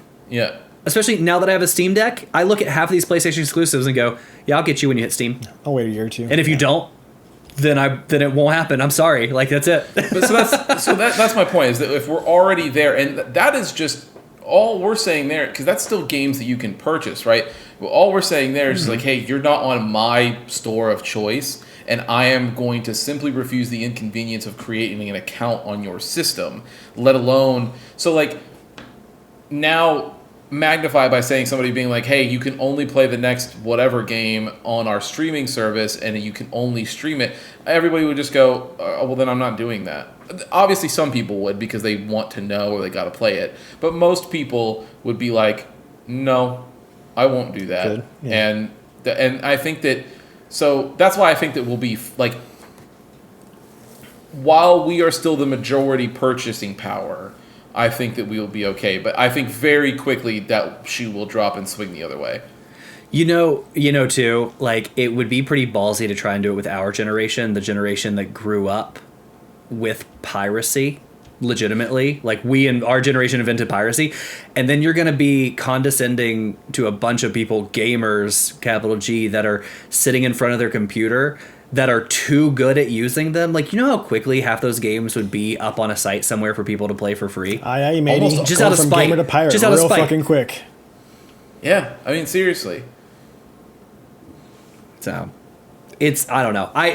That article as a whole, it said a lot. And it's a couple weeks ago or something, we even joked about it, right? Like, the problem is in these big companies, Ubisoft included, Activision, a lot of them, like, the accountants, the subscription guys, the pay-to-win guys, the add-on guys, the microtransaction guys, like, they're the big cock on the walk, right? Like, they are, like, big man on campus, and that's how they probably act. I mean, that is how they act. That's how he talked in this whole thing. It wasn't like we're looking at this because the industry is changing. It was, we are changing the industry to make more money, and you got used to it once. You need to figure out how to get used to it again. And that's what was said, right? And it's so gross that these guys that truly run these companies right now are just so brazen about it. Dude. Yeah. Yeah, they just want to see the number go up. But I mean, I've been getting used to the idea that I don't own these games. I mean, we've had so many games just fall to the wayside. And like, MMOs were the first ones to do so, right? You got games like Star Wars Galaxies, where it's like, we're shutting down the servers. You can't play this game unless somebody does God's work and creates their own server for you to go off of. A private server, yeah. And then you got games like Destiny 1 that just doesn't exist anymore. You can get a physical copy of Destiny 1, you put that shit in, that shit's not going to fucking work at all. Yep. If you get lucky, there's some like link to click on to download Destiny 2. Like, that's like your best bet.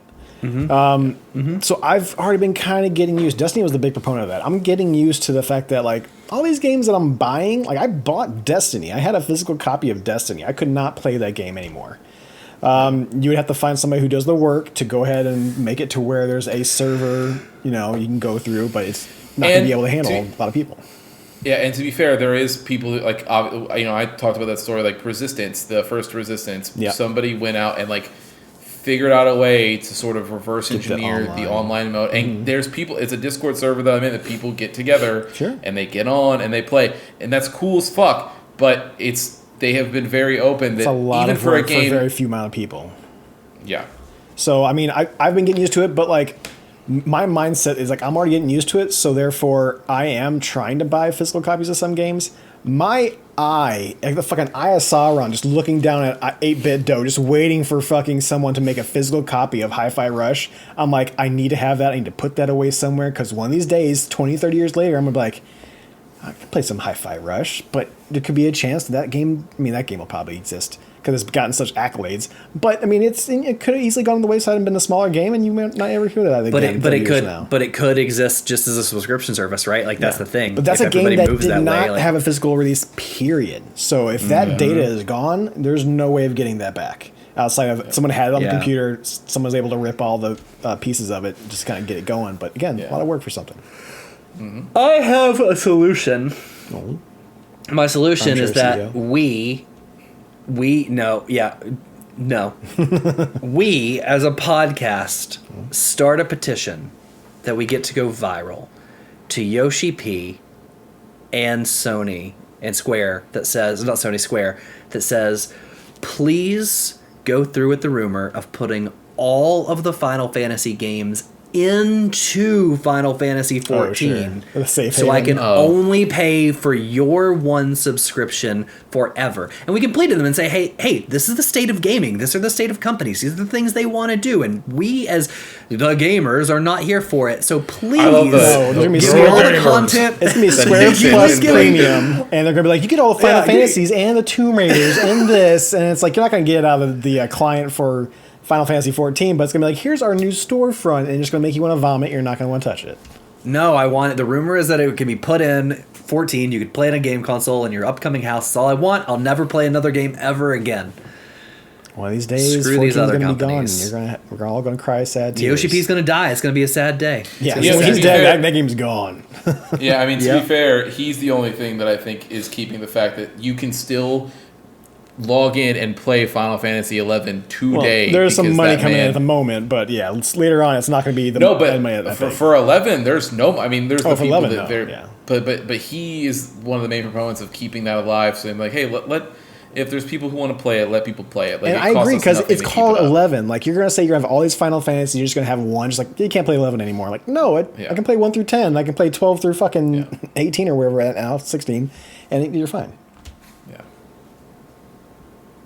So you said you had one fun question. Yeah. Well, so I guess I'll really quick just go around. Does everybody have any other final thoughts they want to add to this whole? No, guy sounds like a douchebag, and I don't really care about Ubisoft games that much. Although I do want to play the Prince of Persia game, and it's really funny. The Prince of Persia game came out. Everyone was feeling really good about Ubisoft, and this article came out like a day or two later just to fucking shit on any type of a good tidings or good vibes. You know what's funny is it comes out because in the very beginning of the article he's trying to ham up the fact that if you subscribe to Ubisoft, you can play it.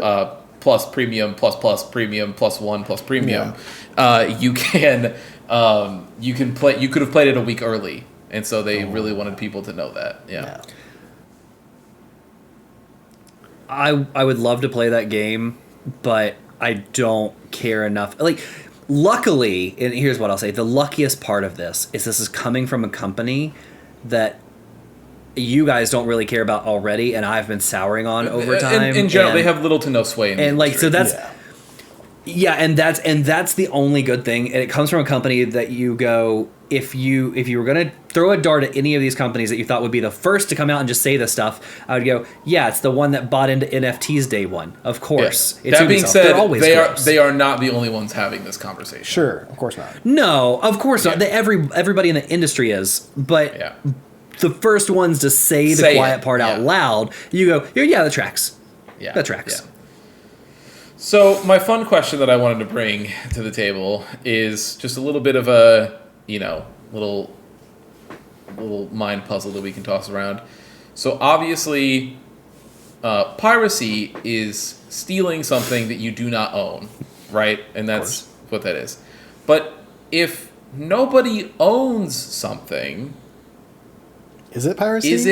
Is it technically stealing? Because you're not stealing it from anyone. I guess. What do you mean if nobody owns something? It's called acquiring. Like if I can't own something, like if I don't have the ability to own something. Oh, okay. So you're saying you paid for something, but so then is it silly? Right. Like if I don't have the if I'm not even given the option to own something, can I steal it? Can you steal that which cannot be owned? Is the question. You're kind of just acquiring it at that point. Yeah, Preservation. There's something there. There's something there. Can you steal which that cannot be owned? That's a good question, because there's other questions that go into piracy too. Like, is it really piracy for me to get from someone who paid for something and made it available to me, right? Like, sure. That's not really piracy either, because they paid and then they're giving it to me. You can do that with anything. I can buy a car and give it to you. Maybe I pay taxes on it, but that's a different thing. But I could buy an iPad and give it to you. I could buy a treadmill and give it to you. I could buy this water bottle and give it to you right now. And if you had the system for it, you could play it.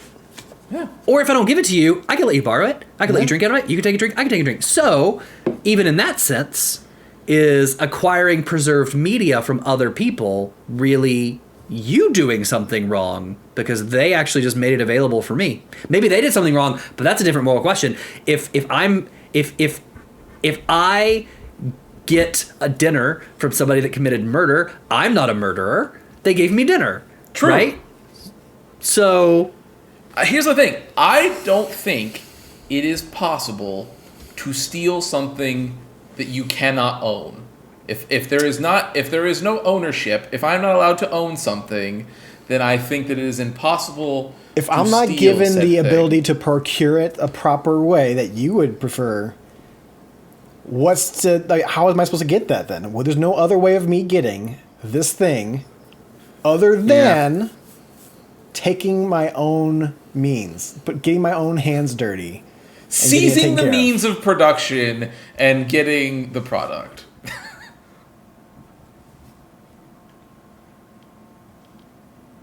You're gone. Can't hear you. Put it on the internet, and they can say, like, we own the license, but we put it on the internet, but, like, nobody owns the internet. So once you put it there, it seems like you just did what I said, where you made it available for others to get. There's a lot of people. But you never said how. There's a lot of people who subscribe to the idea that once you put art out into the internet and you give it to the world, it is no longer yours. Everybody is now experiencing that. Mickey Mouse is everybody's now, right? Oh, Steamboat Willie. Everyone that bought into an NFT is losing their mind right now. I know. Mm-hmm. You can't step on it. Yeah. I'm mostly being funny about the fact that he's like, you need to be comfortable with not owning things. I like that you need to be comfortable with people taking from you, because if I can't own it, then I'm going to take it. That's the biggest disconnect, in my opinion, because, like, you can say, like, you need to be comfortable with that, but that is the opposite side. You're talking to an industry of people that will take. And then it brings in gray areas. Like, again, like, I know the music industry went through and tried to set a lot of laws around, like, piracy, but that they did. Very few people that they prosecuted hosting, right? They prosecuted the people, the companies that gave it out. Like, if you... I downloaded stuff on Napster and YouTube and BearShare, or not YouTube, but LimeWire and BearShare and FrostWire and everything else. Mm-hmm. I never got in trouble, and I did thousands of songs and movies and stuff, right? Because, like, that's not who they prosecute. So you have to be comfortable. Like, maybe you can get one hoster, but somebody else will do it, and I'll just take from them, and a million other people will just take from them, right? And then you shut one down, another one. Like, you're never going to stop that. You will only increase piracy at the same time giving yourself a bad name. And then what are you going to do? Like, are you really going to take that to legislation and expect that you won't get blowback from the only people that are paying for your product? Like, if you lose the gamers, you don't have anybody to fall back on. Music and movies are pretty easy.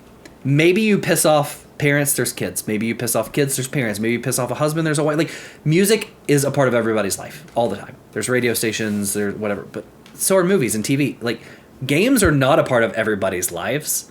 It is still niche, even though there's a ton of gamers out there. But like, when you're talking about hardcore gamers, not casual people that play mobile games, it's still pretty niche comparatively, and they're a fickle group, so you don't really have a fallback plan if they turn against you and say no. For sure. But yeah, I don't know, man. We'll see. I'll be very interested to see how this plays. Obviously the whole gaming, industry went a storm with these comments, and there was people that I'm pretty sure were just this guy's burners accounts, but they were like, oh, it's kind of crazy that we're going this crazy over a headline when you're not reading the article. And it's like, yeah, it gets worse when you read the article, you fucking jackass. Like, it was his whole team. It was all the guys in the room that came up with this idea with him. But all their assistants all were the gear running all the gear bombs.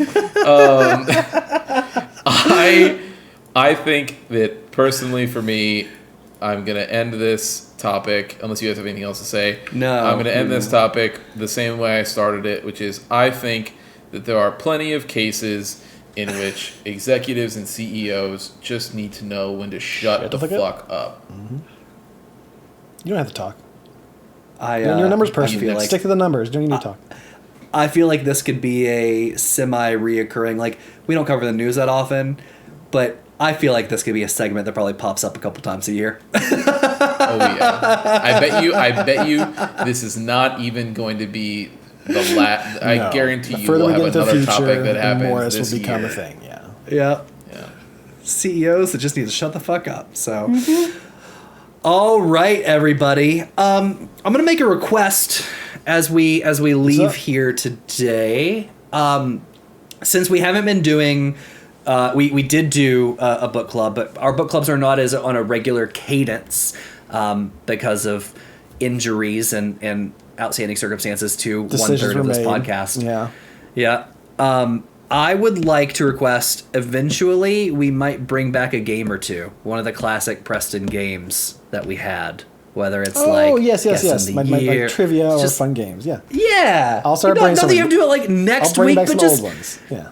just something back anyway. Sure. But that's my only request because I always enjoyed those, and I won once. It's a great spot for comment corner, but you can put it at the end of the episode too. It's fine. It is a comment. We'll play at the end. So, all right, cool. Well, everybody, thank you for hanging out with us. Kristen, that was a great side topic. I would love to, if anybody has opinions on this, feel free to drop it on our socials or send it to Preston's comment corner. We'd love to argue. It doesn't seem like this is going to be a hot take. It doesn't seem like one of those topics where we would probably argue a lot about it. And if we do need to argue, I don't know that we want you listening. So it's anyway. I'm just kidding. We want everyone listening, whether we agree with you or not, because this is a place of shared mixed ideas. So with that being said, sure, disclaimer, Preston, you know what to do. You don't own this podcast. Hit it. Thank you for listening to another episode of The Testing Room. To catch up on past episodes or check out the newest ones when they drop, follow us on Apple Podcasts, Spotify, or wherever you get your favorite podcasts.